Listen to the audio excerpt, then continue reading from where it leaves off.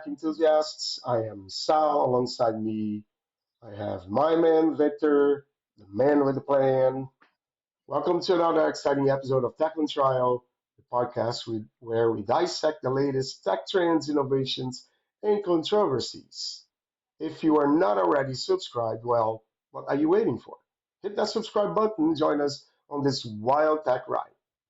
Well, today we have our an interesting topic, Victor. Like one topic that we've been talking about for a while, but we are gonna dive deep into the world of generative AI, a little bit outside of law tech, and talking about Yeah, arts, music, coding, everything in between. yeah. I'm really jazzed for it, man. Being the CEO of Apogee Suite, where we constantly push the boundaries of like general AI and AI creativity, the overarching success of AI is not just about killer robots and world domination. Sometimes we do make some cool things too, and sometimes the AI makes those cool things for us. So yeah, let's dive in, man.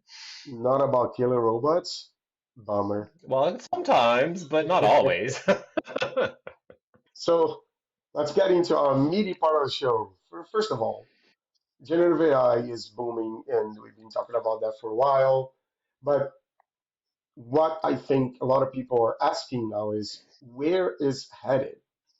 And I think we can start by potentially ask that very cheesy but important question. Where do you see generative AI in the next 5 years?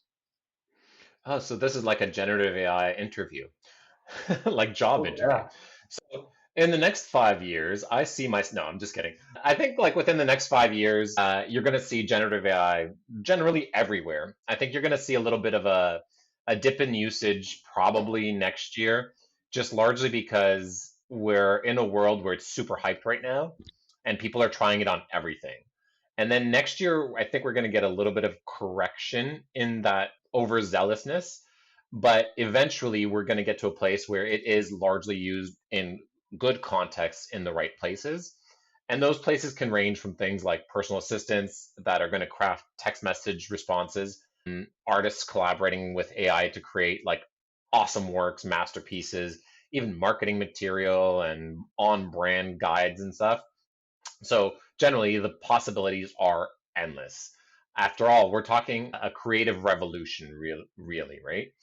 In fact, what we're already seeing many uses in generative AI for light AGI, even that's artificial general intelligence, Hmm. where we give an AI like a full task and let it complete it through its reasoning, and then we hope that it does the right thing, and sometimes it does. Like that's why it's not really like real AGI yet; it's still like AGI with training wheels. Got it. It's not necessarily fully autonomous yet, but it No, could be eventually. Um, that's right.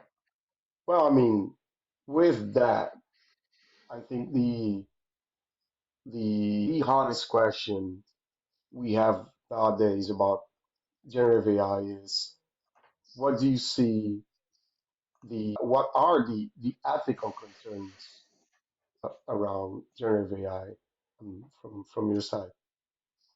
Yeah, I mean, ethics, that's sort of like a hot topic, a mixed bag, and it's like quite contentious among different people, right? So, like, as AI becomes more creative, there's definitely worry about plagiarism, deepfakes, and biased content generation. Beyond that, there's currently issues with copyright infringement for training many of these algorithms with other people's content. So there's lawsuits happening now, and there's even large union fights going on where they're trying. Actually, they've been solved recently, but where they're trying to save their work and their creation and their IP from the use of generative AI and as it's training, right? So we need to sort of start navigating these waters carefully and ensure that like our digital Picassos play by the rules. Oh yeah. The other day I saw someone replicating one of those Bob Ross paintings Yeah. from the old days using one of these tools, and it was quite impressive. So I think, yeah, like watch out, guys. Yeah, I mean, like another thing that some people are doing is like kind of style transfer in a sense where the manner in which I write or the manner in which I draw or something like that gets replicated, but then I'm not the one creating the next thing. It's created as if it's me. So that's another use of generative AI that's kind of cool and not everybody loves. Yes, indeed. Yeah. Then it starts getting to a different realm of discussion, particularly the creativity and the human aspect that still separates us from machines, I guess. Yeah. But in terms of the benefits, well, we talked about the ethics and challenges and issues, Yeah. but there are of course benefits. Like right now, what are you seeing happening, and how can generative AI benefit various industries around the topics we talked about? Yeah, I mean, like I said, I think it's going to be all over the place. So like the possibilities are endless, and it's kind of mind-blowing in all honesty. I mean, think of all of the movies with like super intelligence in them. Eventually, that super intelligence sort of like does a lot of things for us, right? And then the scary part is that eventually it just gets so much better than us that it does it really need us? But hopefully we don't get there. So in the next couple of years, you can probably start thinking about like personalized medicine, content creation, legal discovery and expert witness training, and even like full-on drug discovery. Generative AI can probably supercharge innovation across the board, and hopefully that makes the world a better place and probably a lot more entertaining too. No, certainly.